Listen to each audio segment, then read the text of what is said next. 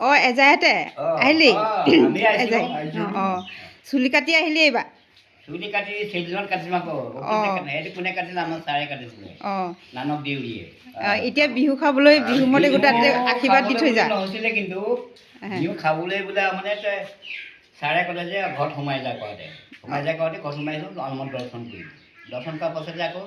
আমাৰ দেউৰীয়া এটা নিয়ম আছে নহয় চুৰিয়াটো দিব লাগে চুৰিয়াটো আশীৰ্বাদ কৰি সুধা মদকে খালি যায় নহয় এতিয়া নালাগে আমি ঘৰৰ পৰা আহিছোঁ অঁ অঁ এই আকৌ বিহু মতে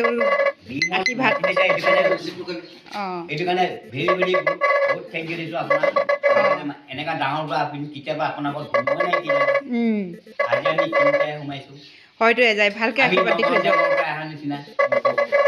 এক নম্বৰ দুই নম্বৰ তিনি নম্বৰ আমি তিনি নম্বৰ পৰা আহিছোঁ ধেমালি নেকি হয়তো এজাই মই আহি থাকোঁ এক নম্বৰ এখন আছে আমাৰ দেউৰী আছে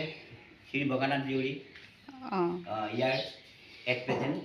নিজৰ এজাই হয় আৰু লগতে তোৰ আমাৰ নিজৰ নাতিনী আৰু তোৰ ডাঙৰ ভিনো আহিছে আজি সোমালোঁ ভাল লাগিলে আৰু এনেকৈ আগলৈকে মানুহক ৱেলকাম কৰিবি তেতিয়া ধৰ্ম এটা পাবি আৰু এটা আশীৰ্বাদ পাবি মানুহক বুজি পাব লাগে যে কেনেকৈ মানুহক মাতিলে কেনেকৈ ধৰ্ম পায় কেনেকৈ আশীৰ্বাদ পায় সেইকাৰণে আমি তিনিজন হ'ব বাৰু সেনেকুৱা আহিব লাগেতো এজাই আহিলে মানে ভাল লাগে আহি থাকিবি